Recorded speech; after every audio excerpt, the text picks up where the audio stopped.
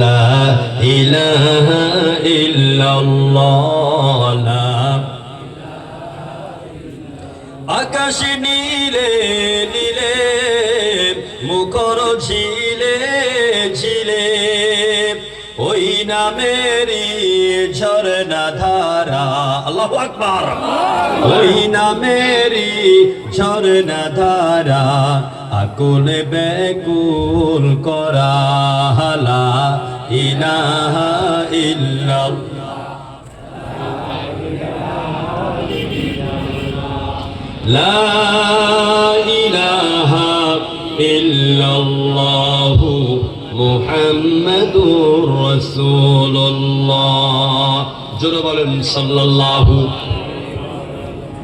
আল্লাহ নবী এই সূরা নাজিল হওয়ার পরে সাহাবীদেরকে ডাক দিয়ে বললেন, সাহাবীরা আমার কাছে এসো, আমার কথা শোনো।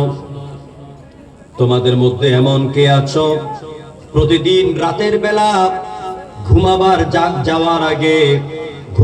যাওয়ার আগে এই পুরা কোরআন শরীফ 1000 বার তেলাওয়াত করে ঘুমাতে পারবে, 1000 বার খতম দিয়া এরপর ঘুমাতে পারবে? এমন কে আছো? দাঁড়াও। সুবহানাল্লাহ কইতেন না? কতবার? 1000 বার এই গোটা কোরআনকে খতম করে পড়ে ঘুমাবার ক্ষমতা কার আছে? জবাব দিয়ে না, কার আছে? রাসূল প্রশ্ন করছে। সাহাবায়ে কেরাম বলছেন, ইয়া রাসূলুল্লাহ, এটা কখনো সম্ভব নয়, এটা আমাদের পক্ষে কখনো সম্ভব নয়। রাসূলুল্লাহ বলতেন, সাহাবীরা তাহলে কান খুলে শোনো, তোমাদের মধ্যে যে ব্যক্তি এশার নামাজ আদায় করে ঘুমাতে যাবে, ঘুমাবার নিয়ম হলো এশার নামাজ আদায় করবেন, ঘরের প্রয়োজনীয় সব কাজ শেষ করবেন, কথাবার্তা শেষ করবেন, ওযু করবেন, বিছনার মধ্যে শুইবেন, তারপরে পড়বেন আস্তাগফিরুল্লাহাল্লাযী লা ইলাহা ইল্লা হুয়াল হাইয়ুল কাইয়্যুম ওয়া আতুবু ইলাইহি। এটা পারেন আপনারা? আমি আবার বলছি, শুনেন। আস্তাগফিরুল্লাহাল্লাযী লা ইলাহা ইল্লা হুয়াল হাইয়ুল কাইয়্যুম ওয়া আতুবু ইলাইহি। নবী আমার বলেন, কেউ যদি রাতের বেলা এশার নামাজ আদায় করে ওযু করে এই ইস্তেগফারকে 3 বার তেলাওয়াত করে ঘুমাতে যাবে, সারা দুনিয়ার মরুভূমির মধ্যে যত বালিকণা আছে ওই বালিকণা পরিমাণ গুনাহ যদি আল্লাহ ওই বান্দার আমলনামার মধ্যে থাকে, এই তওবা পড়ে ঘুমাবার কারণে আল্লাহ পাক তার সমস্ত গুনাহগুলি মাফ করে দেয়।